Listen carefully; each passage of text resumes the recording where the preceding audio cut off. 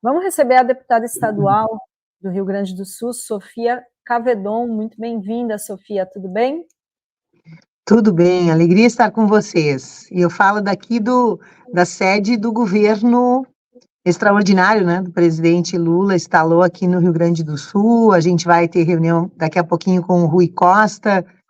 Então, para mim, conversar com vocês com a importância, Adri, Henrique e Rovai, né, que tem a nossa revista Fórum TV, revista Fórum, é muito significativo, porque nós estamos vivendo uma tragédia que não pode ser entendida como uma tragédia natural. Ela tem responsabilidade. Se nós não entendermos o que aconteceu, nós não vamos superá-la e poderemos vivê-la em seguida. Mas eu preciso dizer que a presença do governo federal está sendo extraordinária em salvar vidas e reconstruir vidas, economia, cultura e a questão ambiental. Henrique, você fez uma reportagem ontem, né? Eu queria que então você comentasse, fizesse a pergunta aí para a Sofia. Como vai, deputada? Boa tarde, tudo bem? Tudo bem, animada. Nós publicamos uma matéria exclusiva ontem na revista Fórum, revelando que desde 2017, portanto há 7 anos, a deputada Sofia Cavedon, quando era vereadora na capital Porto Alegre, havia levado a uma comissão e aprovado uma indicação para que a prefeitura, né, o governo municipal da capital gaúcha, fizesse exercícios periódicos com todo o sistema de comportas, né, que atua no sistema de combate às cheias em Porto Alegre. No entanto, isso foi entregue pelo Legislativo na mão da administração municipal, e durante a gestão do prefeito anterior, né, do Marquesan, e também agora do Sebastião Melo, isso foi sumariamente ignorado. Eu queria que a deputada explicasse de forma bastante objetiva como esse exercício nessas comportas do Muro da Mauá, de que maneira isso, de uma forma efetiva, teria evitado esse problema que a gente vive agora em 2024. Olha só, esse muro, ele é um muro muito debatido aqui na cidade de Porto Alegre, né? Ele foi construído a partir da enchente de 41, mas ele compõe um sistema todo de proteção, com diques, com as nossas avenidas na entrada da cidade, e ele já tem algumas falhas por conta da inclinação, da exploração das áreas nobres pelos governos neoliberais que sucederam às administrações populares. Vamos lá, para a questão específica, por que ele tem algumas falhas? Porque o modelo, a partir de 2005, né, nós tivemos 16 anos de administrações populares, nós construímos um órgão muito forte, muito competente aqui, que é o Departamento Municipal de Águas e Esgoto, DEMAI, e um órgão superavitário, que conseguiu estender água para toda a cidade e que conseguiu ter uma capacidade instalada de tratamento de 80% de todo o esgoto.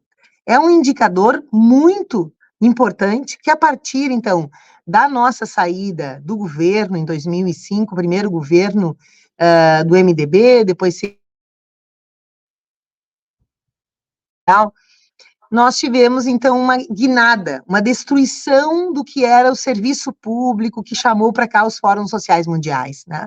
Eu começo dizendo que o primeiro governo destruiu o Departamento Municipal de Limpeza Urbana. Não pode ser muito rápido, viu, Henrique? Porque é importante vocês saberem. Porque começou com uma crise do lixo nos primeiros 4 anos. Eu era vereadora, eu fui vereadora por 5 mandatos, eu estou agora deputada estadual pelo 2º mandato. Então, terminou a educação ambiental naquele ano, terceirização total, e começou, assim, focos de lixo em todo lugar, porque tem uma composição que vamos dizer assim, entupiu as veias da nossa cidade, um abandono do desassoreamento, do cuidado com os arroios, que nós tínhamos programas que se chamavam Arroios Não é Valão, né, para a gente ter, de fato, recuperar nascentes e arroios e não deixá-los contaminar e virar córregos de lixo, que leva para Uruguaíba, né? Então, o primeiro mandato fez isso, e do segundo em diante, nós tivemos uma construção de gentrificação, né? Essas áreas de orla, que é um fenômeno mundial, que é um fenômeno dos grandes eventos, e é um fenômeno também das grandes catástrofes, né? Aconteceu em New Orleans com Katrina. Eu ouvi o Daniel Cara me lembrando que lá eles demitiram imediatamente todos os professores, né? E aí criaram as escolas charter e expulsaram os negros e negras, e é importante citar porque aqui nós vivemos Copa do Mundo, que fez isso, e temos pontos muito pesados de alagamento em torno da Arena do Grêmio, que vale conversar com vocês sobre este nó, porque é um nó que está na Justiça Nacional. Um outro programa seria muito importante, e eu estive no centro desse embate, né, de não ter nenhuma compensação. É uma parte do DIC, é uma parte da proteção que não teve nenhum investimento de saneamento lá, de bombeamento, nada. Essas comunidades estão até hoje é 30, né? 29 de maio, desde o primeiro, elas estão com água ainda. As pessoas não voltaram para casa, em torno da Arena do Grêmio. Então, vejam, que é da OS, que não é do Grêmio. Então, isso é fecha parênteses. Então, a gente tem de lá para cá uma gentrificação, uma reocupação por negócios da orla, recursos aplicados, e um afrouxamento no sistema de proteção, centralizado aonde? Na iniciativa, na teimosia e nos processos de desestatização desse Departamento Municipal de Águas e Esgoto, que é o DEMAI, né? Então, nossos colegas desse departamento. A gente tem, então, no governo Fogaça, então, anteriormente, nas obras da Copa, Fortunati, não no Fogaça, no Marquesan, a gente, então, tem objetivamente o início de processos de desestatização e intervenção na gestão da autonomia, que é uma autarquia que nós temos aqui. E aí, eu, vereadora, já tínhamos vivido as enchentes de 2015, já tinha o debate ambiental no Brasil. Faço essa indicação porque a gente vê, né, em 2015, que improvisa-se, claro que o sistema, ele pensa, ele tem uma das estratégias, colocar sacos de areia.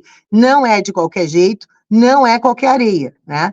É que tem um componente aí de cimento que vai solidificar, tem uma forma de colocar que é tipo pirâmide, então exige um treinamento, se necessário, mas exige capacidade de mobilização, porque essas comportas são 14 e elas são comportas pesadas, muito pesadas para resistir à água, para volumes de água.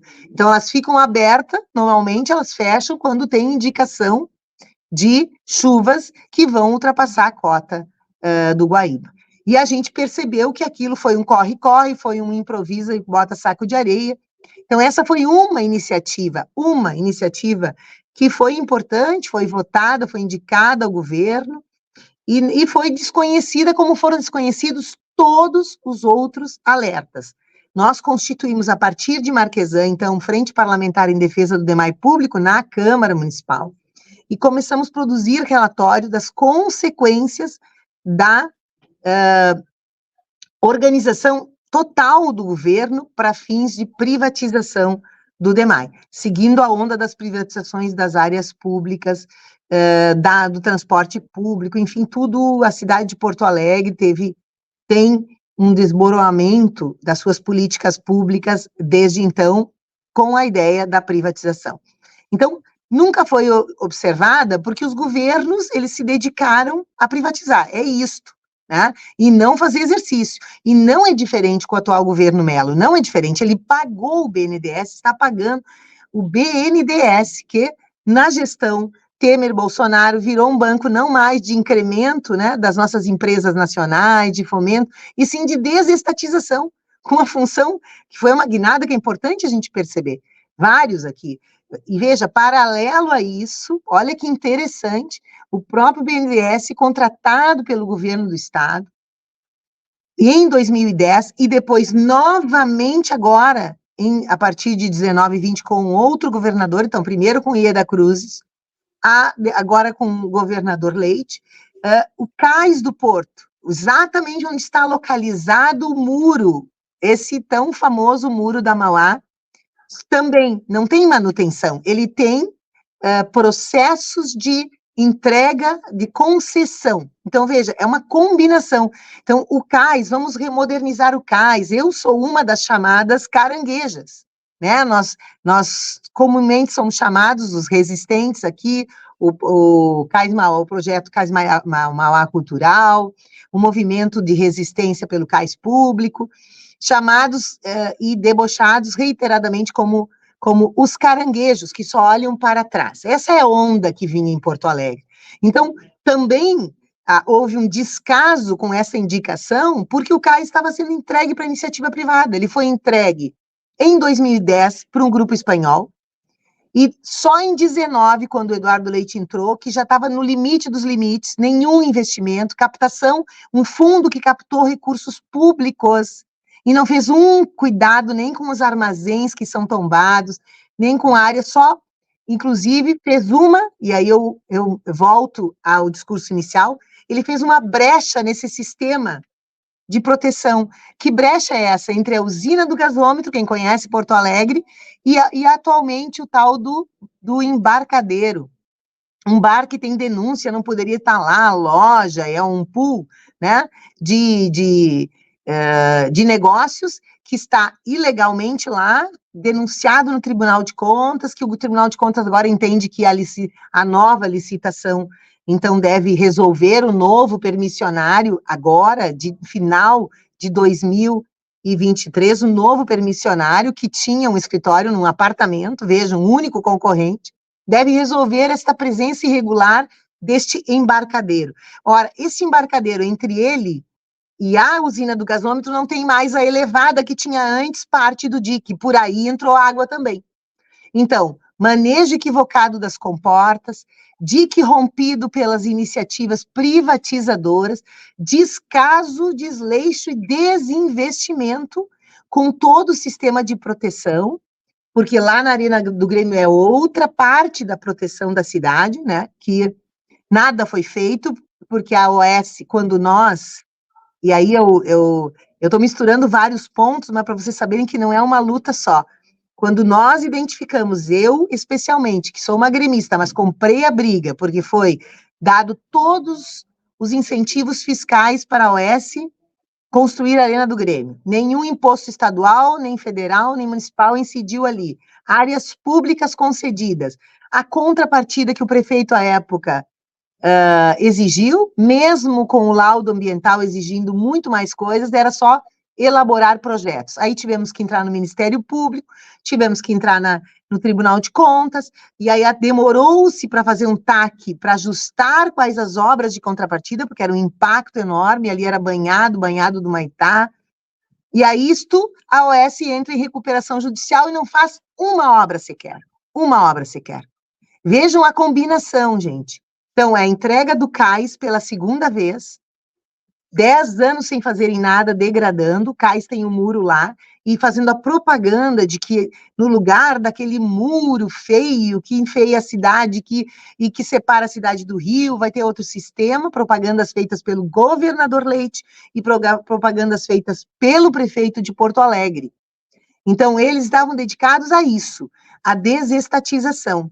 Então, quando eu faço aquele ofício, já é no contexto de muitas lutas, de muitas denúncias, e de perceber que nós estávamos com o sistema de segurança, nem o manejo dele garantido. E óbvio, né, como a sequência dos governos foi uma sequência de desestatização, um desconhecimento e uma falta de atenção aos sinais que a natureza, que as enchentes, porque aqui em setembro nós tivemos um nível de água estratosférico, que não entrou em Porto Alegre do jeito que entrou agora, mas entrou no Vale do Taquari, rios que alimentam e que desembocam aqui no Guaíba, que cobriram as nossas ilhas, quer dizer, este era uma sinalização muito importante, e nós voltamos a representar. Eu estou aqui com uma representação, nós fizemos muitas representações. Essa aqui é de junho de 2023. Representação em defesa do DEMAI público. Água, saneamento, vida e saúde.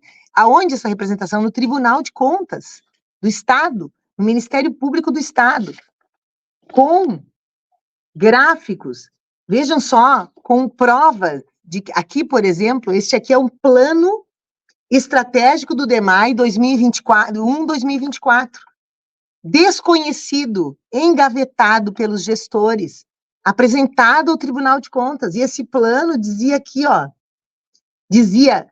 dava o diagnóstico, ameaças e riscos, falta de autonomia financeira do DEMAI, autonomia administrativa, porque financeiro o DEMAI tem 300 milhões, 400 em caixa, essa é a média que fica do nosso departamento.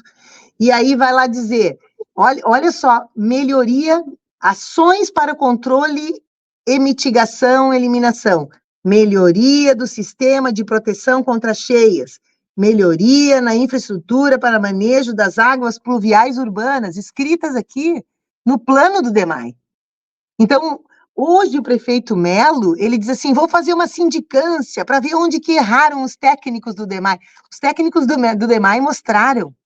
E nós não ficamos caladas, não foi aquele ofício só de 2017. Isso aqui foi apresentado junto com os funcionários do DEMAI, que participam do Sindicato dos Trabalhadores Públicos, ao Tribunal de Contas, que já, numa inspeção de outros momentos, já tinha determinado que o governo não se miscuísse na autonomia do órgão, da autarquia.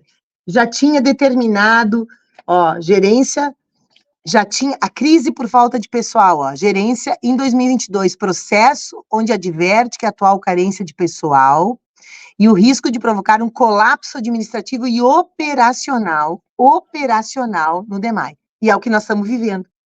Vejo que em plena agora baixa d'água, vocês viram as cenas de botando a comporta que tem que abrir e fechar, ela foi derrubada pelo governo. É assustador. Isso aqui nós já vínhamos dizendo, porque o... Agora, com tudo isso que você está nos apresentando, toda, né, essa negligência, como agora culpabilizar os responsáveis? Porque eles têm muita responsabilidade, né, por o tamanho que virou essa tragédia, né? Poderia ter tido muito menos impacto para as pessoas, com né, certeza. Teve, né? O que fazer agora? O que a gente está muito preocupada, porque não nos adianta pegar um Cristo e pendurar na cruz, né? As pessoas têm que responder, porque é muito sério, sabe, Dri? É muito sério, porque, assim, eu me sinto derrotada sistematicamente há muitos anos. Eu, como muitas pessoas ambientalistas, lutadores pela cultura, por uma cidade que, olha, foram milhões colocados na orla aqui, para fazer quadras, estava bonita, era a grande propaganda de Porto Alegre, né? Aqui, o último ataque foi no Parque Harmonia, que é ali, orla, que foram, assim, 200 árvores foram derrubadas no atual governo, em 2023, iam ser derrubadas 400 e colocadas cimento e cancela para fazer shows num parque de amortização de cheias, num parque na beira do Guaíba. Então, eu tenho dito, já fiz uma primeira reunião com o Tribunal de Contas, na segunda-feira nós temos uma nova reunião com o relator do caso DEMAI, porque ele pode determinar imediatamente concurso público, que o governo vem procrastinando os concursos para recolocar técnicos especializados. O DEMAI tem 1.200 pessoas trabalhando, quando já teve 3.000. E 1.200 pessoas, com a cidade crescendo, tratando mais água, e mais grave, gente, que eu acho que vocês ouviram falar, recebendo o DEP. O que era o DEP? Departamento de Esgotos Pluviais. Tinha um outro órgão, um outro departamento que não era o DEMAI, e eu tenho aqui um dado muito importante. O DEMAI foi o prefeito Marquesan, no seu primeiro ano, na reestruturação, ele terminou com o DEP, ele extinguiu contra a nossa luta, contra a nossa denúncia. E olha só, o DEMAI assumiu as funções do DEP, não houve nenhum aporte de recursos da prefeitura para isso, só 58 servidores vieram do DEMAI, do DEP para o DEMAI. Então, terminou com o órgão e vieram...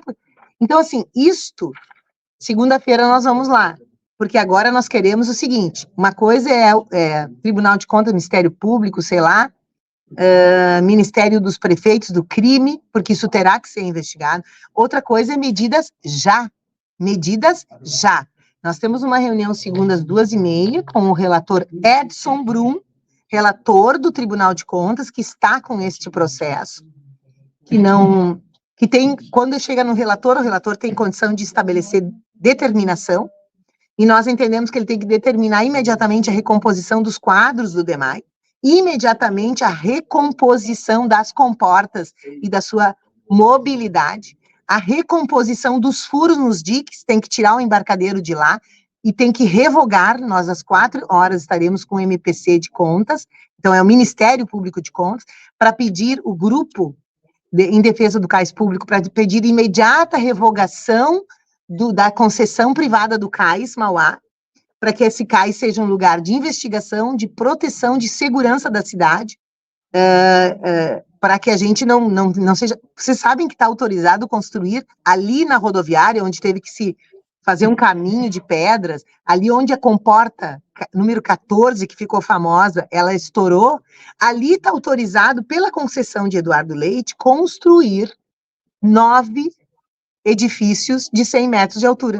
Ali, nesta concessão, que nós fomos nas audiências públicas, nós denunciamos muitas vezes, porque aí tem uma responsabilidade, eu tenho dito, do Tribunal de Contas e do Ministério Público.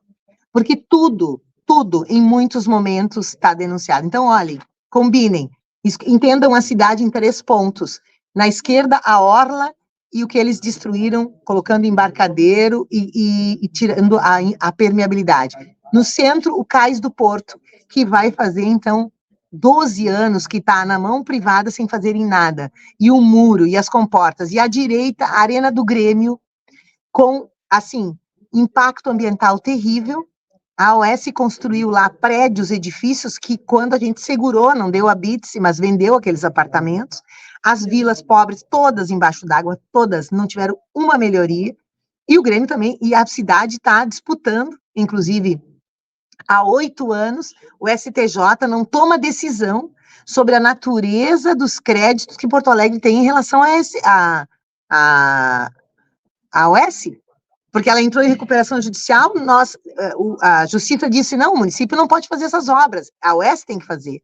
Então, o Grêmio não tem a arena, a AOS não fez as obras, e as milhares e milhares de famílias que vivem ali da reciclagem, que são muito pobres, elas estão impactadas, elas já vinham alagando, por causa da arena e da falta de contrapartidas, e agora elas estão, assim, completamente submersas. E aí já começa um movimento de gentrificação. Essas famílias não podem ficar ali.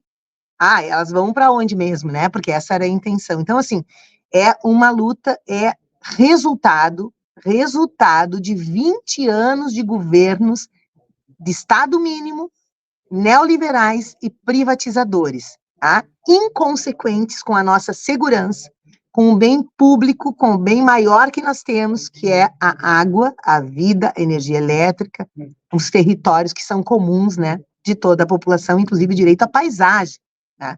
E nós todos, perdedores de tantas batalhas aqui, os caranguejos que estavam errados, né, que estavam contra a modernidade.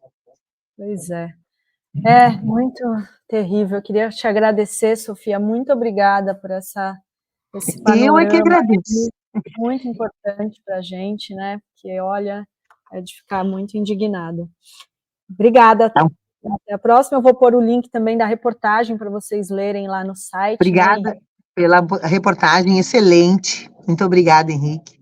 E obrigada pelo espaço, porque nós precisamos voz nacional, porque isso aconteceu em vários lugares do país e vai continuar acontecendo, enquanto eles acharem que tudo pode se transformar em mercadoria. Muito obrigada, Sofia. Obrigado. Até a próxima. Tchau, tchau. Um abraço.